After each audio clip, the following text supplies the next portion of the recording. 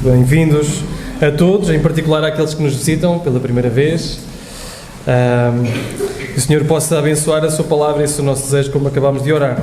Convido-vos a abrir no segundo livro de Samuel, então, e agora no capítulo 15. Segundo livro de Samuel, capítulo 15, e será, se Deus assim permitir, o foco da nossa meditação.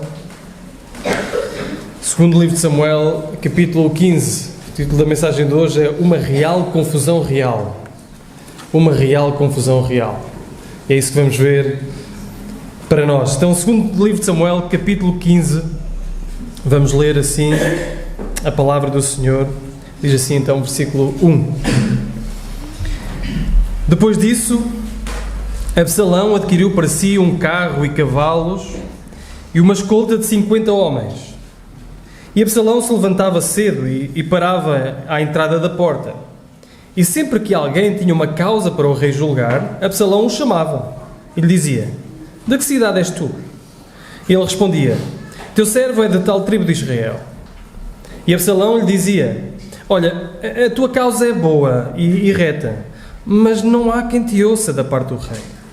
E Absalão dizia mais: quem me dera ser constituído juiz na terra. Qualquer um que tivesse uma causa ou questão e a trouxesse a mim, eu lhe faria justiça. Também quando alguém se chegava a ele para lhe prestar reverência, ele estendia a mão e pegando nele o beijava. Assim Absalão fazia com todo o israelita que vinha ao rei pedir justiça. Desse modo Absalão conquistou o coração do povo de Israel. 4 anos depois, Absalão disse ao rei: deixa-me ir a Hebrom cumprir o voto que fiz ao Senhor. Porque quando eu morava em Gesur, na Síria, o teu servo fez o seguinte voto: se o Senhor de facto me fizer voltar a Jerusalém, cultuarei o Senhor. Então o rei lhe disse: vá em paz. Ele se levantou e foi para Hebrom. Porém, Absalão enviou emissários por todas as tribos de Israel, dizendo: quando ouvires o som da trombeta, proclamai: Absalão reina em Hebrom. E foram com Absalão 200 homens de Jerusalém que haviam sido convidados, mas iam na sua simplicidade, pois nada sabiam daquele propósito. Enquanto Absalão oferecia os seus sacrifícios, também mandou trazer Aitofel, o Gilonita, conselheiro de Davi, da cidade de Siló. Deste modo, a conspiração tornava-se poderosa, crescendo cada vez mais a parcela do povo que apoiava Absalão. Então veio um mensageiro de Davi, dizendo: o coração do povo de Israel está com Absalão. Com isso, Davi disse a todos os seus servos que estavam com ele em Jerusalém: levantai-vos e fujamos, ou então não poderemos escapar de Absalão. Fugi depressa, para que não nos alcance de repente e traga nossa ruína e massacre o povo da cidade ao fio da espada. Então os servos do rei lhe disseram: os teus servos estão de prontidão para tudo quanto o rei, nosso Senhor, determinar. Assim o rei saiu com todos os da sua casa, mas deixou 10 concubinas cuidando do palácio. O rei saiu com todo o povo e pararam na última casa. Todos os seus servos o acompanhavam, todos os creteus, os peleteus e 600 giteus que o seguiram de Gate também acompanhavam o rei. E o rei disse a Itai, o giteu: por que queres ir connosco também? Volta e fica com o novo rei, porque é estrangeiro e exilado. Chegaste somente ontem. Como eu poderia levar-te hoje para nos acompanhar quando eu mesmo não sei para onde vou? Volta, leva contigo os teus irmãos, a misericórdia e fidelidade sejam contigo. Mas Itai respondeu ao rei: tão certo como vive o Senhor e vive o rei meu senhor, para onde quer que o rei meu senhor vá, seja para a morte, seja para a vida, aí irá também o teu servo. Então Davi disse a Itai: então acompanha-nos. Assim Itai, o giteu, o acompanhou, juntamente com os seus homens e todos os seus pequeninos que iam com ele. Enquanto as tropas passavam, todo o povo da terra chorava bem alto. Então o rei atravessou o ribeiro de Cedron e todo o exército caminhou na direção do deserto. Abiatar chegou a Zadok, também acompanhado de todos os levitas que levavam a arca da aliança de Deus. Puseram ali a arca de Deus, até que todo o povo acabou de sair da cidade. Então o rei disse a Zadok: leva a arca de Deus de volta à cidade, pois se o Senhor se agradar de mim, ele me trará de volta e me deixará ver a arca e a sua habitação. Mas se ele disser: não tenho prazer em ti, eu estou aqui para que me faça o que bem lhe parecer. O rei disse ainda ao sacerdote Zadok: por acaso não és vidente? Volta para a cidade em paz, e contigo também os teus 2 filhos, Aimás, teu filho, e Jónatas, filho de Abiatar. Atenção, ficarei aguardando nos desfiladeiros do deserto até receber notícia de vós.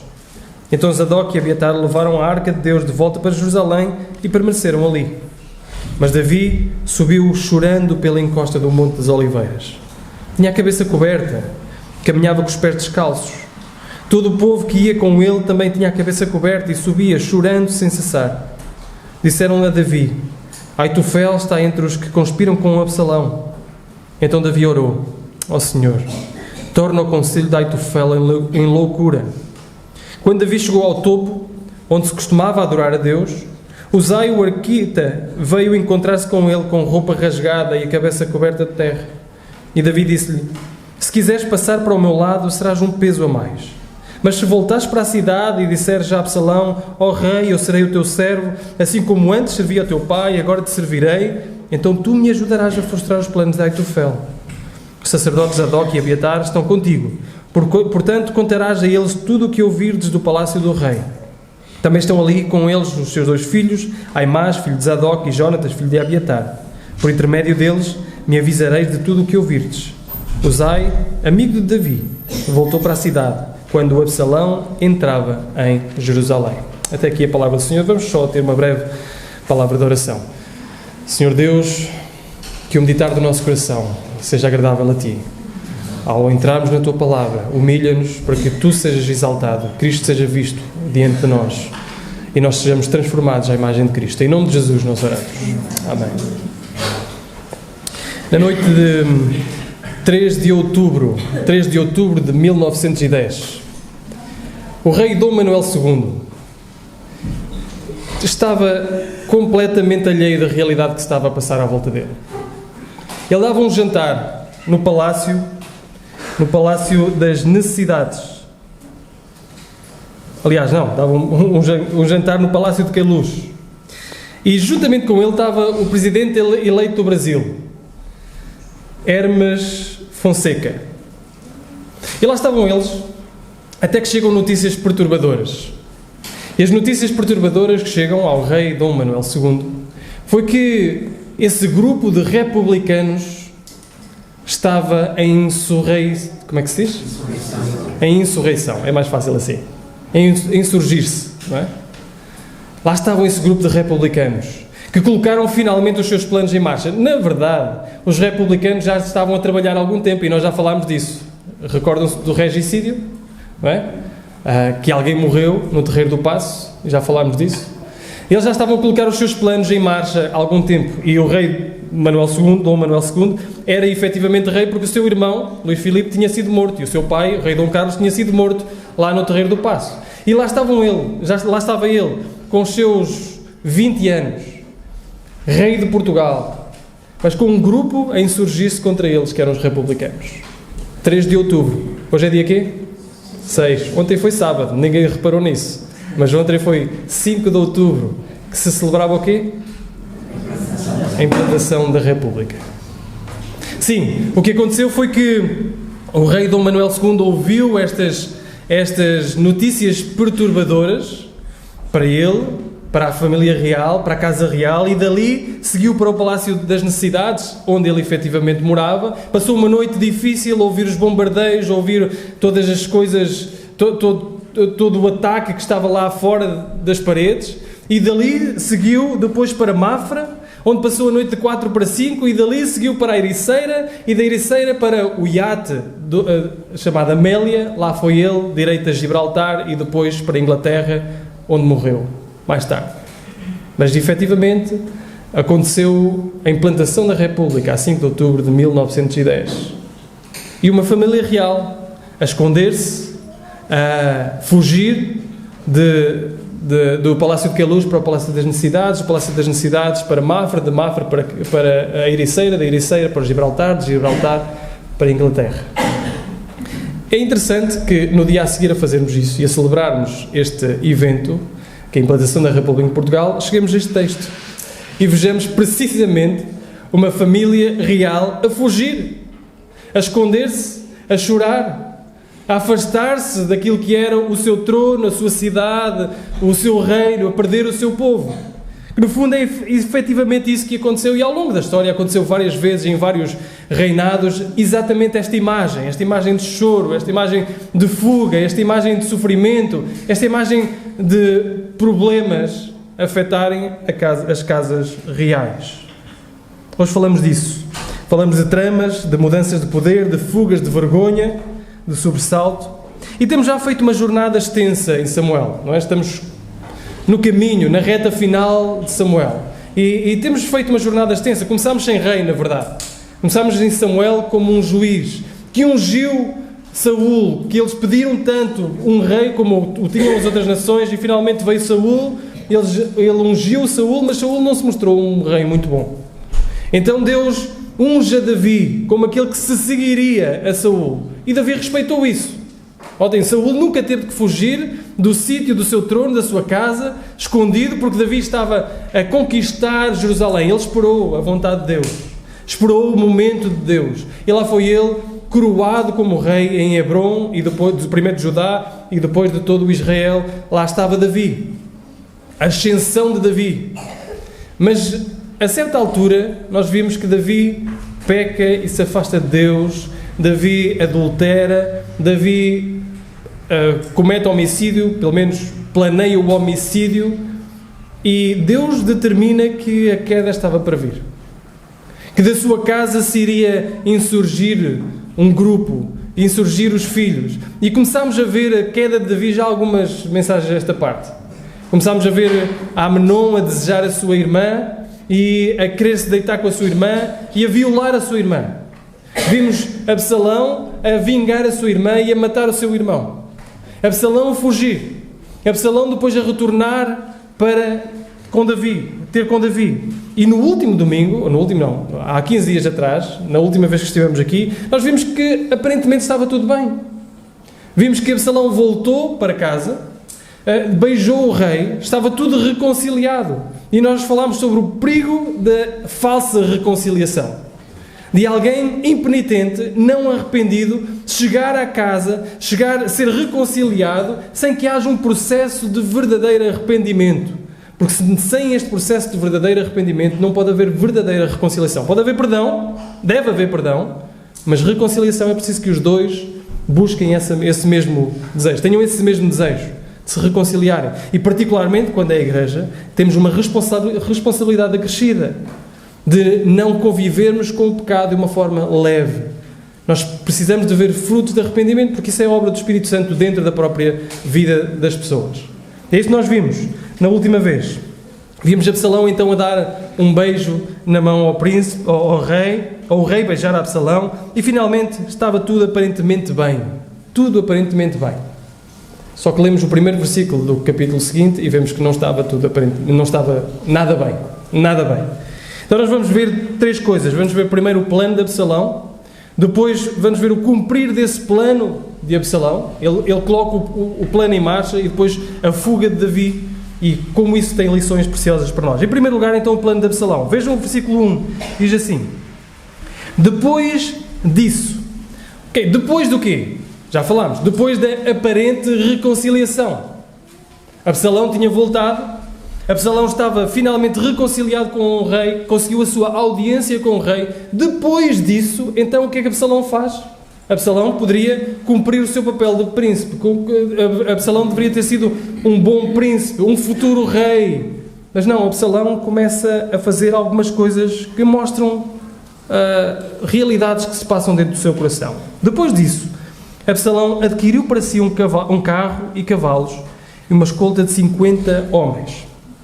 Depois de esta aparente reconciliação, Absalão aparelha carros, outras traduções dizem, aparelha carros e cavalos de 50 homens. E já tínhamos conhecido esta faceta de Absalão, não foi? Nesse capítulo anterior. Absalão é um homem preocupado com o quê? Com a aparência.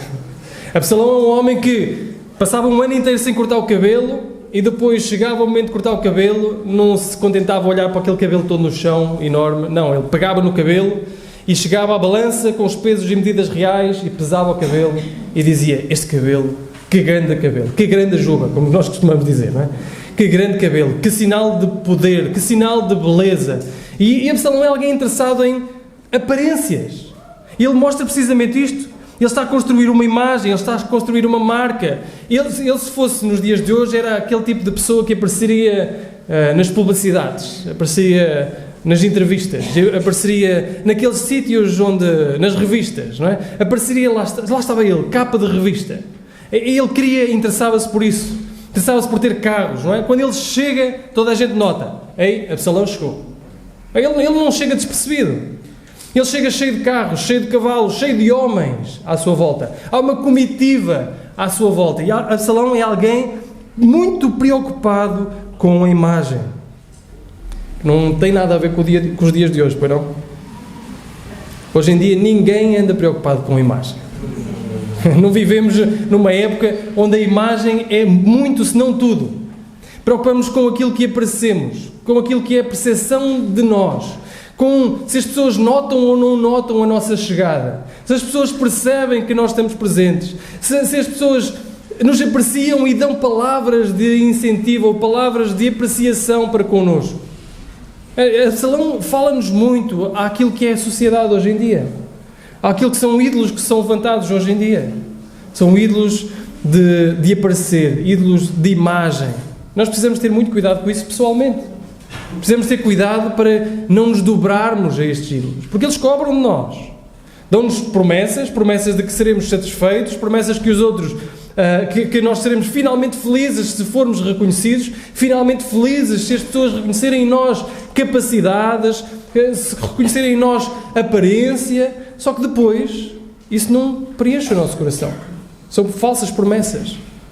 Nós dedicamos a isso, vendemos a nossa alma, vendemos o nosso tempo, vendemos o nosso dinheiro, ou damos o nosso dinheiro para que isso possa acontecer em nós, à espera que isso tenha alguma retribuição na nossa vida, e isso nunca tem uma retribuição na nossa vida como nós desejávamos. Então precisamos ter muito cuidado para não cairmos no mesmo erro de Absalão. Ao mesmo tempo, precisamos de ter cuidado como isto invade a igreja. O culto, falámos disso semana passada, o culto à celebridade, o culto à imagem, o culto à capacidade de influenciar, e hoje em dia com redes sociais, hoje em dia com YouTubes, e hoje em dia com tanta coisa, nós precisamos ter muito cuidado com pessoas que usam a palavra de Deus para exaltarem a sua imagem mais do que a imagem de Cristo. Exaltarem o seu nome mais do que o nome de Cristo.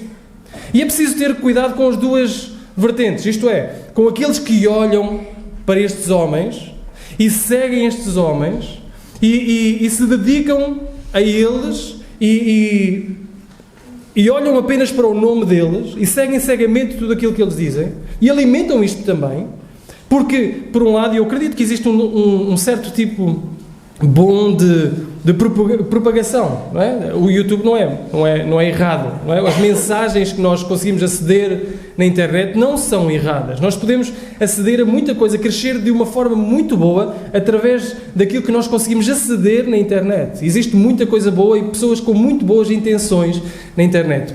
No entanto, isso não pode ser, da nossa parte, não pode ser aquilo no qual nós nos alimentamos. Nós não podemos ser pastoreados por pastores de internet. Nós não podemos nos dedicar, nós não podemos seguir cegamente alguém na internet. Nós precisamos de carne e osso. Não é por acaso que Jesus encarnou, fez-se homem, esteve connosco, fez-se como um de nós. E nós precisamos de encarnação. Precisamos de uns dos outros. Precisamos de pessoas. Precisamos de carne e osso. Podem não pregar tão bem. Podem não ser tão eloquentes. Podem não ter ideias tão claras, mas nós precisamos disso. Precisamos de pessoas.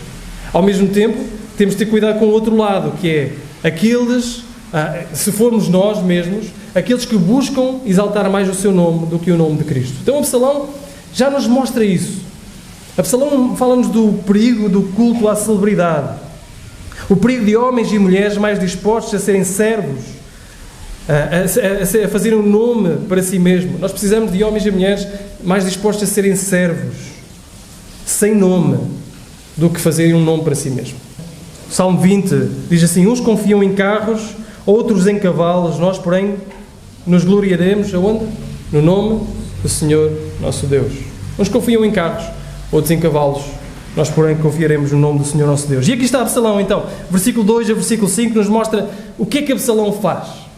Absalão é um político em campanha. Conseguem perceber isso? O que é que um político em campanha faz? Sai pelas estradas, cumprimenta as pessoas, dá beijinhos, faz promessas. Enfim, é isto político em campanha e percebe-se claramente. É isto que Absalão está a fazer. Absalão sai pelas ruas, como diz o versículo 2, levanta-se cedo, vejam lá. Se levanta cedo, para a porta, e aquela porta era a porta do juízo, era a porta onde se tratavam assuntos importantes. Por exemplo, nós lemos na narração de Ruth, que é na porta que Boaz decide a questão dos campos de Ruth e com quem vai ficar Ruth, e se ele poderia ficar com Ruth, e todas essas coisas, é na porta. E é ali na porta que surgem estes casos. As pessoas chegavam desta tribo e daquela tribo com os seus problemas, querem chegar ao Palácio Real para falar com o rei, e ele aproveita isso. Ele começa a dizer, mas diz-me lá qual é o teu problema, vais falar com o rei, diz-me primeiro qual é o teu problema. E ele começa a dizer o problema, e como qualquer bom político, o que é que ele diz? Tens razão. Ele diz, em campanha diz sempre, tens razão. Depois, se fosse eu a decidir, isso estava resolvido. Tu ficavas logo com o teu problema resolvido. Mas, olha, infelizmente, ainda não sou eu. Mas quando for eu, as coisas ficarão resolvidas. O teu coração será satisfeito. E, no fundo, é isso que Absalão está a fazer. Está a fazer campanha. Está a criar descontentamento para depois se apresentar como a resposta.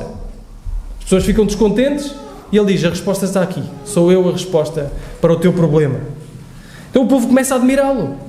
O povo começa a buscá-lo. Aliás, nós lemos no versículo 5 que o povo chegava a ele para lhe prestar reverência e ele estendia a mão e pegando-o beijava. É um homem do povo. Absalão é um homem do povo. Lá está Davi no seu palácio, lá está a casa real no seu palácio. Onde é que está Absalão? Está no meio do povo, a beijar o povo, a abraçar o povo, a dar-lhe razão e a dizer, se fosse eu o juiz na terra, tudo estaria bem. E a consequência é natural. Ele rouba o coração do povo. Não é? O versículo 6 diz, ele rouba o coração do povo.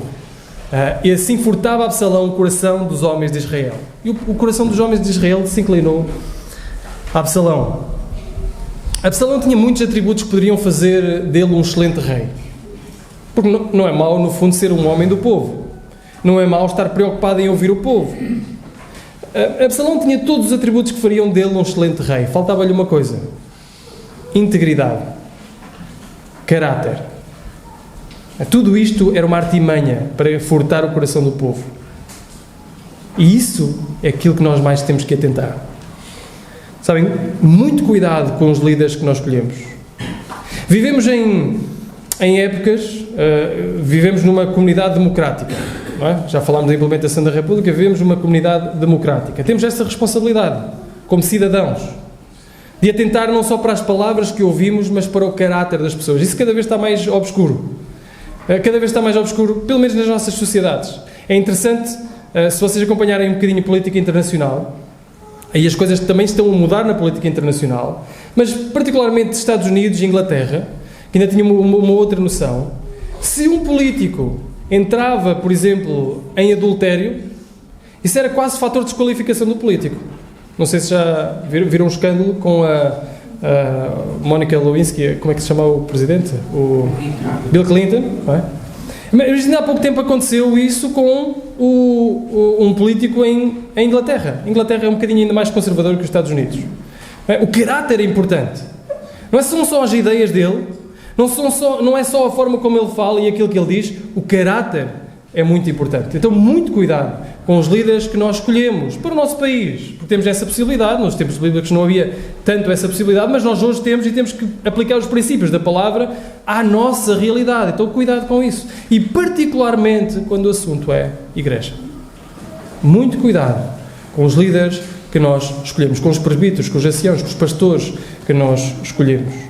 Não é por acaso que Paulo, quando fala sobre a escolha de presbíteros, quando fala sobre aqueles que devem ser reconhecidos como os presbíteros da igreja, ele não fala sobre a capacidade de organização, ele não fala sobre a capacidade de implementar ideias, ele não fala sobre o seu bem-falar e o seu carisma. O que é que ele fala? Caráter. Caráter. É isso que é importante. É isso que nós devemos buscar. É normal, existe a questão do ensino, apto para ensinar, mas à parte disso, que isso é uma aptidão, um dom dado por Deus, mas à parte disso, todas as outras características têm a ver com caráter, com vida, irrepreensibilidade, e nós precisamos de atentar para isso, mais do que o carisma, mais do que aquilo que nos consegue arrebatar, mais do coração furtado pela capacidade da outra pessoa, nós precisamos de atentar para caráter, e é importante isso. Nós, como Igreja do Silveiro, precisamos de perceber isso, porque nós queremos continuar a reconhecer aqueles que Deus vai levantando como líderes, como presbíteros, como anciãos, como pastores desta Igreja, e precisamos atentar para caráter. Caráter.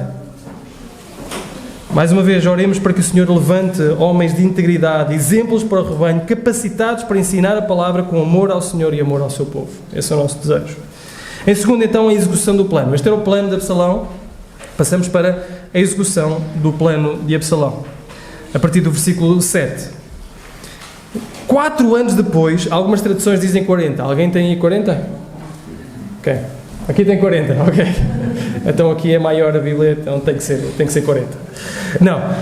Existem diferenças de manuscritos, e muito brevemente para vos falar disso, existem diferenças nos manuscritos entre 4 e 40, não existe plenamente certeza, os 40 está no manuscrito massorético e 4 na LXX, na Septuaginta. Eu sei que não vos interessa muito, mas só para vos dizer que não altera muito a questão da interpretação do texto, 4 ou 40. Se for 40, estamos a falar do final do reinado de Davi. Okay? Se for 4, estamos a falar de 4 anos depois dele ser reconciliado. Eu creio que pelo contexto é mais plausível serem 4 anos. 4 anos, até pelos anos que tem vindo Absalão a esperar, a fazer, porque Absalão é um homem paciente. Absalão é um homem paciente. Ele não é um homem precipitado, ele é um homem paciente, ponderado. Só que o seu caráter impede-o de ser ponderado para o bem. Porque vejam, Absalão esperou 2 anos para vingar a sua irmã. Foi, não foi? A sua irmã foi violada e ele esperou 2 anos para preparar aquele plano para captar o seu meio-irmão e o matar. 2 anos. Depois fugiu 3 anos para a terra do avô. 3 anos para a terra do avô. Depois foi reconciliado, foi trazido a Jerusalém e depois esperou mais 2 anos para conseguir falar com o rei, para falar com o rei. E agora, mais 4 anos para colocar o seu plano em prática. 4 anos que Absalão ia tentando fazer isto, não é? Ia tentando roubar o coração do povo, e ouvindo o povo, e apresentando-se como solução. 4 anos a preparar o seu plano. É um plano vagaroso. É uma vingança que está a servir fria, como nós costumamos dizer. E Absalão é um homem paciente. Ele está nisto. E então vai até ao rei e diz-lhe que tem uma promessa que tinha feito. Ele vai com uma mentira. Vai dizer, eu tenho uma promessa que tenho que cumprir em Hebrom. Ele não tinha vindo de Hebrom. Não é? O rei já poderia ter suspeitado porque é que ele quer ir a Hebrom. Mas ele não tinha vindo a Hebrom e a arca de Deus estava em Jerusalém. Porque é que ele quer ir a Hebrom cumprir uma promessa? Se queria cumprir, poderia fazer ali em Jerusalém mesmo. Não é? Mas não, ele tinha uma promessa a cumprir. Se ele voltasse para Jerusalém, ele iria cumprir, diz ele. Então, quer ir a Hebrom. E Hebrom foi o lugar onde Davi foi aclamado como rei. Tem um sentido, tem um propósito. Ele quer ir a Hebrom porque foi lá que Davi foi proclamado como rei. E reúne uma comitiva. Alguns sabiam, outros não. Outros apercebem-se no caminho. O que é que nós estamos aqui a fazer? Mas isto é exatamente para quê? E lá vão eles, uma comitiva enorme. E Absalão diz, olha, quando tocar a trombeta, digam, Absalão é rei em Israel. Isto era tudo o plano a ser cumprido. Era o plano a ser colocado em prática. E com eles, com todos estes que vão, vai também Aitofel. E Aitofel vai aparecer depois, é um antigo conselheiro de Davi, era avô de Batseba, que muda de lado e agora apoia Absalão. Então a rebelião estava em marcha. A rebelião começa a ficar em marcha. E a partir do versículo 3, então, vemos a fuga de Davi. Então veio um mensageiro de Davi e disse, o coração do povo de Israel está com Absalão. Davi tinha dito, Absalão, vai em paz, podes ir em paz. Alguém sabe como é que se diz paz em hebraico? Shalom, não é? Que no fundo é aquilo que todo o nosso coração deseja. Uma verdadeira paz, descanso, completude. Mas é interessante e irónico há uma forma que Davi diz, vai em paz, e a intenção do coração de Absalão era guerra. Era guerra. E lá vai, ele diz, vai em paz. Entretanto, quando as coisas estão a ir, ele ouve, um mensageiro chega-lhe e diz-lhe, todo o coração do povo está com Absalão. Tu já não tens o povo do teu lado.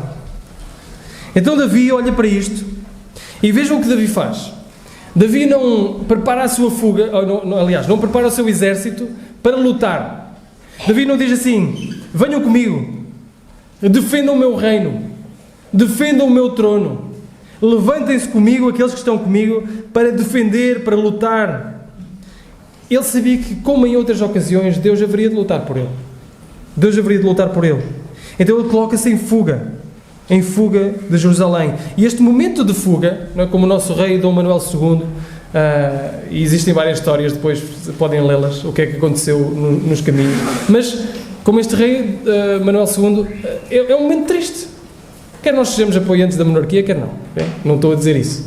Mas é um momento triste. Ver sempre uma família a fugir, ver uma família em fuga, é um momento triste para eles, é um momento triste, o cenário triste, é um momento de choro, um momento de lamento, e nós lemos isso várias vezes, no versículo 23 do capítulo 15, nós lemos, enquanto as tropas passavam, todo o povo da terra chorava bem alto, então havia choro de todo o povo. No versículo 30 nós lemos também que Davi subiu chorando pela encosta do Monte das Oliveiras, tinha a cabeça coberta, caminhava com os pés descalços, todo o povo que ia também tinha a cabeça coberta e subia chorando sem cessar. Então há um choro, um lamento enorme à volta de Davi e da sua comitiva, à medida que ele se afasta de Jerusalém. É um momento muito triste na história de Davi, muito choro, muitas lágrimas, muito lamento, muito sofrimento. E este momento dá origem a muitos salmos. Por isso é que é interessante a forma como nós passamos por isto, porque percebemos melhor o contexto, o sofrimento, o luto, as dificuldades, quando o salmista escreveu o que escreveu. Vamos ao Salmo 3, muito rapidamente. Salmo 3. Salmo 3.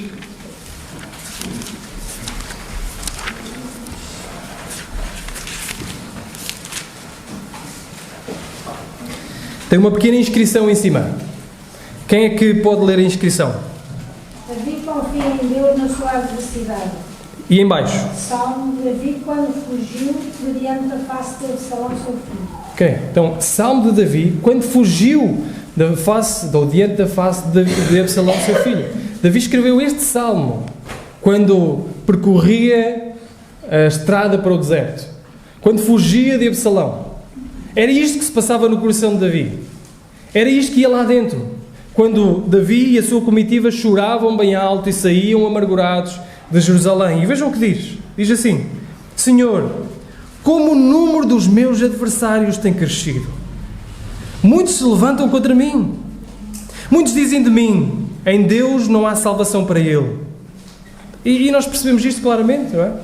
Os adversários têm aumentado, as pessoas têm aumentado, o coração do povo está com Absalão, já não está com ele, e o povo começa a olhar para este ungido de Deus e diz: Deus abandonou, o ungido do Senhor agora é Absalão, Deus abandonou, ele já não tem o favor de Deus. Agora, o que é que Davi diz logo a seguir, no versículo 3? Mas tu, Senhor, és o escudo ao meu redor, a minha glória, aquele que levanta a minha cabeça. Percebem o descanso de Davi no meio da dificuldade? Davi olha para tudo o que está à sua volta, que não existe poder, não existe capacidade dele, ele está a fugir, e ele diz: mas tu, Senhor, és aquele que levanta a minha cabeça. Como é que é a cabeça de Davi? Coberta, em choro. Não sei se já aconteceu convosco, ou vocês estarem a chorar, ou alguém está a chorar, e alguém chegar para vos consolar e levantar-vos a cabeça. Já aconteceu? Levantar-vos a cabeça, tocar no queixo e levantar-vos a cabeça, dizer: há mais para a frente, há mais à frente, levanta a cabeça, em frente, eu sou contigo. É isso que Davi está a dizer. Tu és o escudo ao meu redor, aquele que me defende, a minha glória, tu és aquele que levanta a minha cabeça. Clama ao Senhor com a minha voz e Ele responde do seu santo monte. Eu me deito, durmo e acordo, pois o Senhor me sustenta. Não tenho medo de milhares que me cercam. Levanta-te, Senhor, salva-me, meu Deus, pois atingiste no queixo todos os meus inimigos, quebras os dentes aos ímpios, a salvação vem do Senhor, a tua bênção está sobre o teu povo. No momento de tristeza, no momento de dor, num momento de luto, Davi manifesta a confiança no Senhor. Ele não está a ignorar as dificuldades. Ele não está a dizer, as dificuldades são poucas, afinal eu não estou bem a ver a dificuldade, o problema, eu não estou a ver bem isso. Não, ele está a dizer, são milhares. Muitos se levantam contra mim. São muitos aqueles que procuram dizer, colocar-me abaixo e falar mal de mim. Mas tu, Senhor, ele coloca a sua confiança em Deus. Ele sabe que Deus lutou por ele em outras ocasiões e continua a fazê-lo agora. Continua a ser com ele. O Senhor é o seu escudo, o Senhor é a sua glória, o Senhor é aquele que se exalta à sua cabeça. Irmãos, eu não sei alguns, mas não sei todos os momentos difíceis que vocês estão a passar agora. Não sei que adversários se têm levantado contra vocês. Não sei quais são as lutas, não sei quais são as dores, não sei qual é a aflição, não sei quais são os problemas, quais são os inimigos, internos e externos, que se levantam contra vocês. Mas à semelhança de Davi, vocês também podem dizer comigo, mas tu, Senhor, és a minha salvação. Tu, Senhor, és aquele que me guarda. Tu, Senhor, é aquele que és comigo. Esta confiança que Davi tem em Deus é um incentivo para nós depositarmos a nossa confiança em Deus, independentemente do que se está a passar à nossa volta. Independentemente do que se passa em nós mesmos. Existem coisas ao nosso redor que nós nem sequer temos o controlo. Que controle Davi tinha sobre aquilo? Que controle Davi tinha sobre o seu filho, o exército e o povo que estava com ele? Não tinha controle sobre isso. Foi apanhado de alguma forma desprevenido porque mandou o seu filho em paz e de repente veio o seu filho em guerra. Ele não tem controle sobre isso. Mas ele diz, eu confio naquele que tem o controle sobre todas as coisas. Confio. Deus sabe tudo e nada lhe escapa. E aliás, a justiça de Deus é mais severa do que a nossa própria justiça. A justiça de Deus é muito mais severa do que a nossa própria justiça. Então Davi foge para o deserto, juntamente com um grupo de pessoas fiéis ao rei. E que grupo fantástico!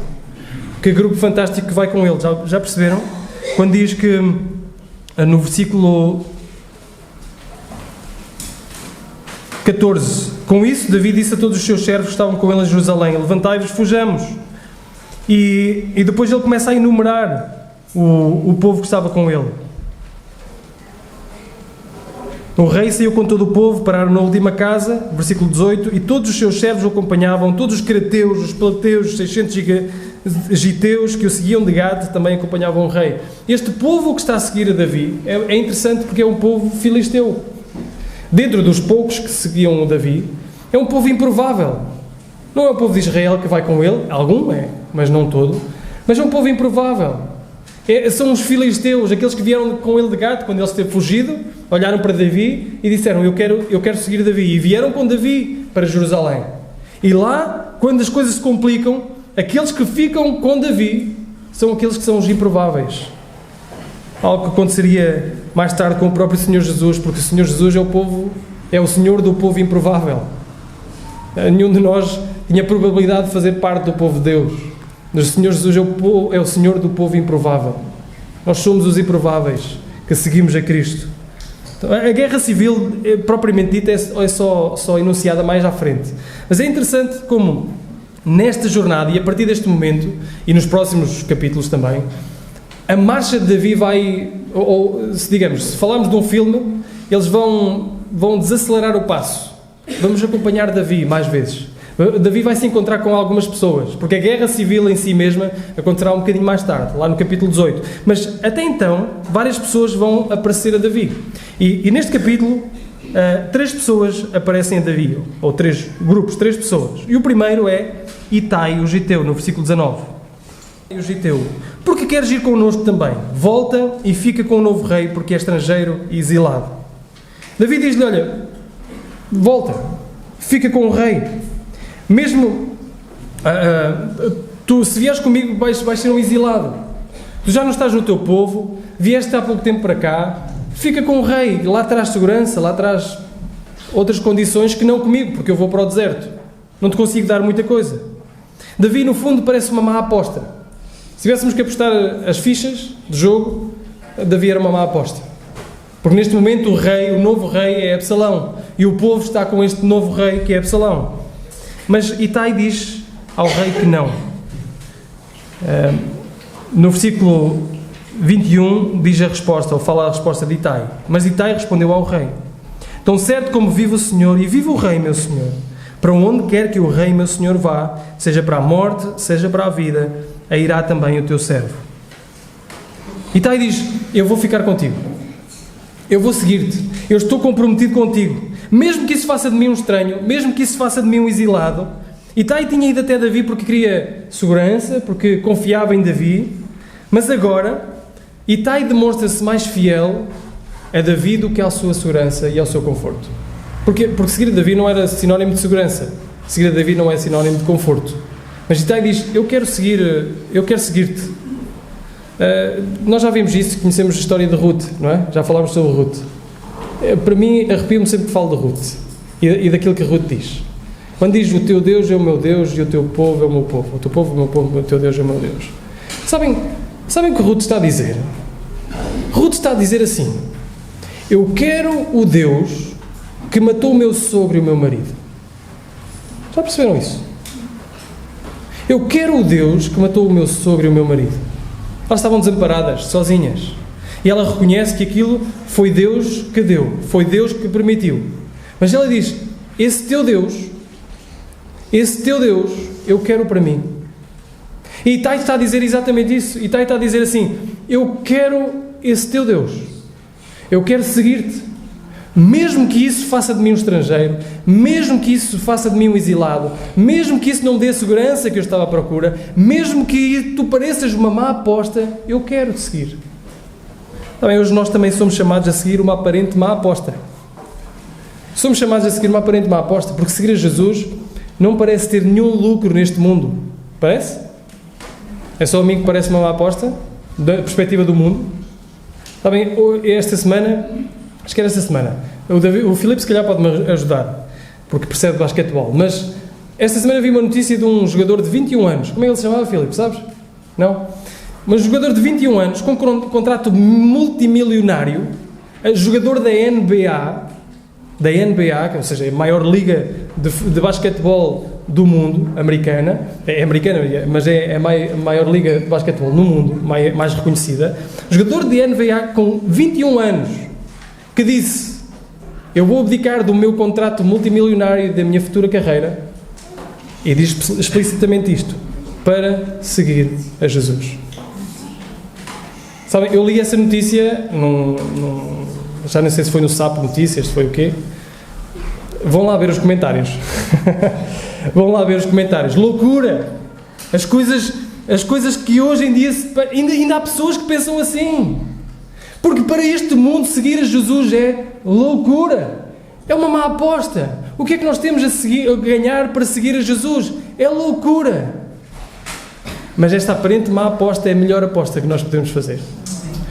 Sim, pode significar sermos estrangeiros e exilados neste mundo. Pode, Pedro diz, aos exilados, àqueles que é o povo exilado, aquele que é o povo estrangeiro. Eu dirijo esta minha carta. Sim, somos estrangeiros. A nossa terra não é esta. A nossa terra é uma terra celestial. Nós somos cidadãos dos céus, vivendo aqui neste momento, cumprindo as nossas obrigações neste mundo que não é o nosso.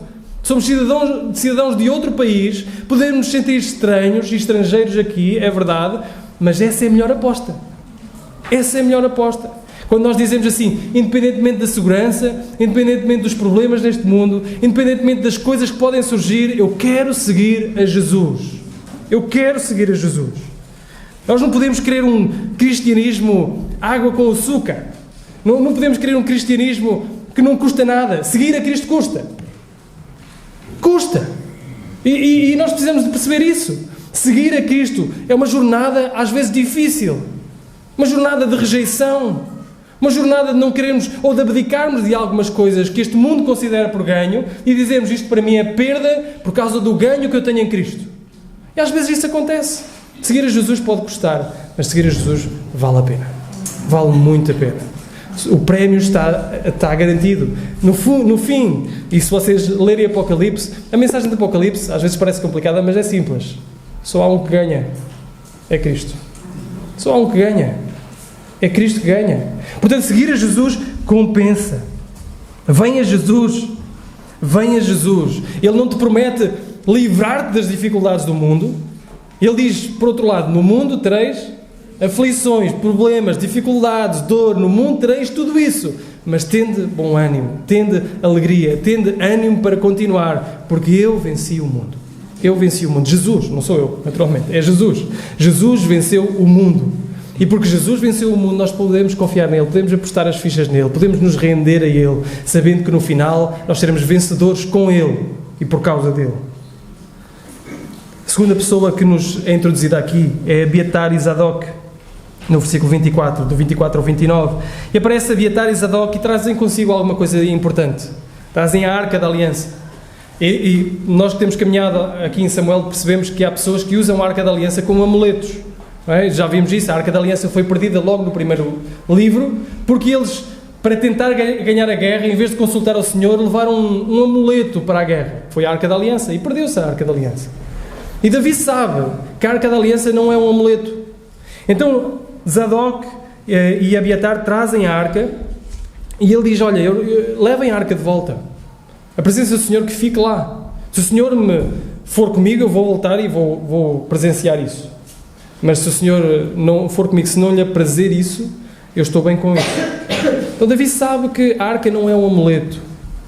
Irmãos, alguns de vocês vieram ou poderão estar, ou poderão ter a contactar com essa realidade de perto, não é? Ter uma imagem em casa. Eu, quando estava em Coimbra, falava com a nossa irmã Lourdes muitas vezes, e ela contava-me a sua história, que é fantástica. Um dia falem com ela e ela conta-vos a história da vida e da jornada cristã dela, e da forma como um dia o marido, que já morreu, agora o Fernando, mas o seu marido como é que se chamava? Como é que se chamava o seu marido? Ai, não está a ouvir? David, pronto. Mas como ela um dia, o marido chegou a casa e ela colocou os ídolos todos que tinha lá em casa e meteu-lhe fogo, ou meteu-lhe umas coisas quaisquer, não é? Porque durante muito tempo, mesmo depois de aceitar a Cristo, ela lidava com este problema de ter ídolos em casa e como gerir estas questões. E um dia ela pegou em tudo e derrubou tudo. O marido ficou bastante zangado, como devem calcular. Mas percebem que muitos de vocês poderão ter vindo deste contexto, em que uma imagem é um amuleto, em que aquilo é um amuleto, em que ter o santo aqui ou ter o santo acolá garantirá o favor de Deus. Isso não acontece. Porque aquele que pode nos favorecer é só um, é Deus. As coisas podem apontar para Deus, mas não são Deus. E sabem, às vezes nós podemos não vir desse contexto, mas podemos vir de outros contextos, em que as imagens não são feitas de barro, pau ou pedra, mas nós temos os nossos próprios amuletos, nossas próprias superstições. Pensar que aquilo que fazemos uma coisa de uma certa forma, ou termos uma coisa no bolso, ou fazermos isto, ou fazermos aquilo, vai garantir o favor de Deus. Não.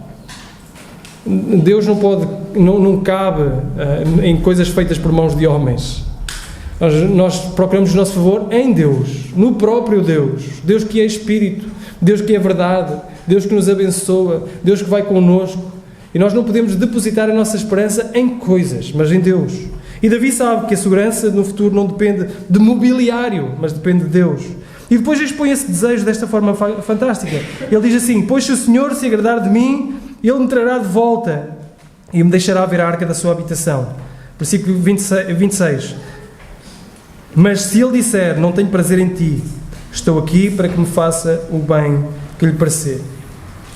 Ele diz, se eu achar graça aos olhos do Senhor, o Senhor vai-me trazer. Mas se não, estou aqui para Ele fazer o que bem lhe parecer. Que palavras fortes, irmãos. Que palavras muito fortes. Estamos dispostos a dizer isto na nossa vida. Que Deus faça o que bem lhe parecer aos seus olhos. Estaremos tão rendidos ao Senhor que estamos dispostos a dizer que o Senhor faça o que bem lhe parecer. Aquilo que for, aquilo que vier. Às vezes Deus quer tirar-nos tudo. Como fez com Jó. Às vezes o propósito de Deus para a nossa vida é de repente tirar-nos tudo o que temos. E a Jó tirou-lhe dinheiro. Imaginem o vosso dinheiro chegarem agora à aplicação e dizer zero. Dinheiro, bens, tirou-lhe tudo. A Jó tirou-lhe os filhos. E Jó, quando tirou os filhos, tem uma expressão fantástica. O que é que ele diz? O Senhor o deu, o Senhor o tomou, louvado seja o nome do Senhor. O que Jó diz é o que Davi diz. Faça o que lhe parecer bem aos seus olhos. O Senhor sabe. O Senhor tem propósitos que nós não nos cabe na mente. Mas aquilo que nós temos que ter é uma disposição em receber do Senhor aquilo que o Senhor nos dá. Às vezes o propósito de Deus é ser traído, como aconteceu com José. E às vezes é ser empurrado do seu lugar de conforto, como aconteceu com Davi. Estaremos nós dispostos a dizer, como disse Davi, faça o Senhor comigo o que melhor lhe pareça? E por fim terminamos com Uzai, este último homem, do versículo 31 ao 37. Zadok e Abiatar entram em Jerusalém, Davi sobe ao monte quê? Das Oliveiras. Interessante, não é?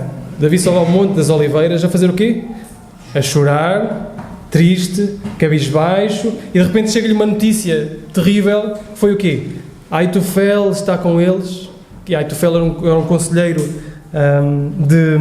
de grande valor. Portanto, chega-lhe aos ouvidos a notícia da traição, onde é que nós já vimos alguém a subir ao monte, o Monte das Oliveiras, triste e cabisbaixo, e chegar-lhe encarnada a própria traição. Fantástico, não é? E ali está Davi a orar ao Senhor, dirige-se para cima do monte para adorar, e diante da traição do seu próprio filho, diante da perda da sua cidade, do seu povo, do seu trono e traição dos seus conselheiros, o que é que Davi faz? Adora. Ora e adora. Ora e adora. Diante dos problemas da nossa vida, nós temos duas formas de reagir a eles. Um é desesperar. Dizemos, não há solução. E desesperamos. Ou seja, a palavra fala por si mesmo. A esperança sai de nós. Por outro lado, independentemente da dificuldade da vida, somos chamados, aqueles que são filhos de Deus, a orar e a adorar. É isso que Ele faz. Ele ora e adora. E ao orar e adorar, o Senhor responde à sua oração. O Senhor responde à sua oração desta forma, na forma de um homem.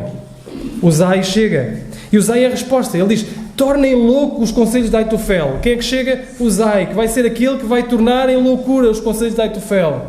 E quando oramos, o Senhor responde. Ele responde de várias formas. Mas o Senhor responde às nossas orações, e às vezes podem ser pessoas específicas. Podemos orar ao Senhor para que o Senhor salve os nossos filhos. Nós não conseguimos alcançar o seu coração e de repente chega uma pessoa que, através de algumas palavras, e através do exemplo, e através da palavra, consegue chegar ao coração dele. Nós oramos, Senhor, ajuda-me no meu casamento. E às vezes, pelo exemplo de outros casais, por alguma palavra que nem sequer conseguem perceber que estão a dar e que está a ser resposta, ou até por intencionalidade de alguns casais que decidem caminhar connosco ao lado, o Senhor responde na forma de pessoas. Na forma de pessoas.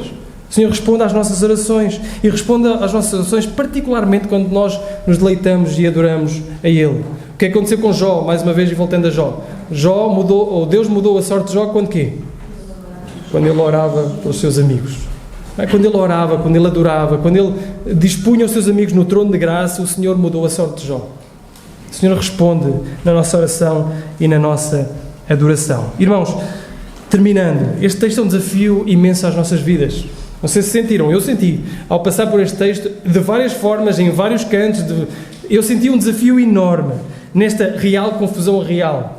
Eu senti um desafio enorme, mas, voltando àquilo que Daniel disse há 3 semanas atrás, a importância de nós andarmos texto por texto é percebermos o que é que este texto contribui para o todo. E percebermos isto, percebermos que este texto faz sentido, e só faz sentido, não só em pequenas lições dentro dele, mas como ele faz sentido no todo mesmo. Davi está a sofrer o castigo do seu próprio pecado.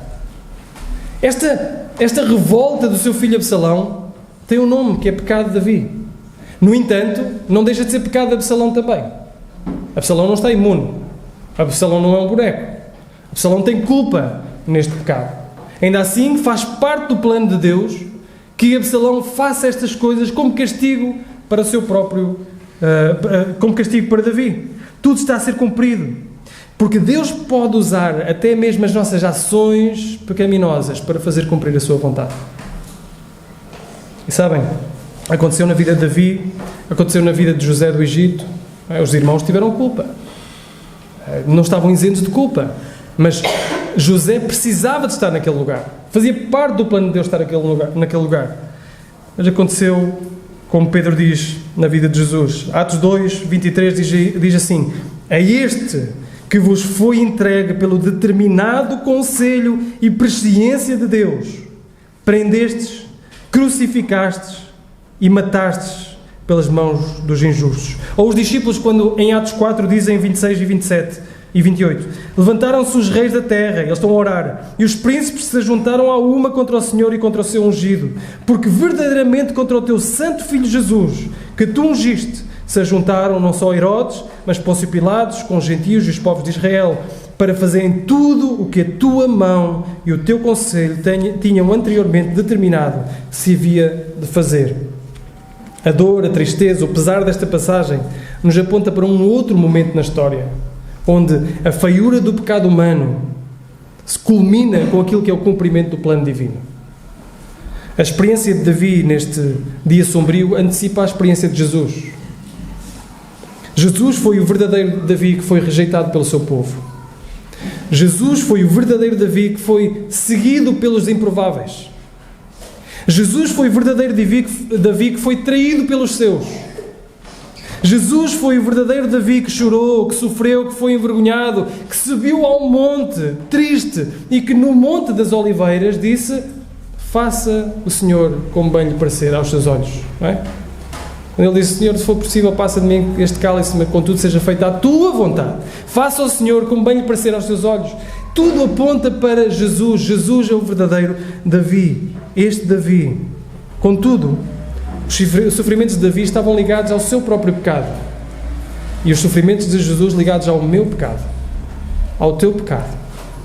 E este é o grande desafio. O grande desafio desta passagem, pese embora todas as lições e todos os desafios que possa ter na nossa vida, é nós percebermos que o nosso pecado tem consequências. O teu pecado tem consequências. É perceber que todos nós nascemos como pecadores. É perceber que todos nós carecemos de alguém que paga o preço. Carecemos de um verdadeiro Davi. Daquele que não está a sofrer as consequências pelo seu pecado, mas pelo meu pecado, pelo nosso pecado. E que hoje convida a juntar-se a este povo dos improváveis. Juntar-se a este coro dos improváveis. Juntar-se a este povo que é estrangeiro, exilado na terra, mas que tem uma promessa. Uma promessa clara, uma promessa que vai ser cumprida. Uma promessa de voltar à terra. Uma promessa de voltar à cidade. Voltar a casa. E quão bom é chegarmos a casa? Nunca tiveram essa experiência? Quão bom é, depois de estar longe de algum sítio, chegarmos a casa? Quão bom é sair do avião e sentir aquele ar úmido e quente de Santo Tomé e Príncipe? Quão bom é nós chegarmos àquele sítio onde realmente nos sentimos em casa? Esse sítio são os céus. Para o Filho de Deus, esse sítio são os céus. Somos exilados, estrangeiros, pertencentes a um povo improvável. Mas um dia lá chegaremos com o nosso verdadeiro Rei, não o Rei Davi, mas o nosso Rei Jesus. Que o Senhor nos abençoe.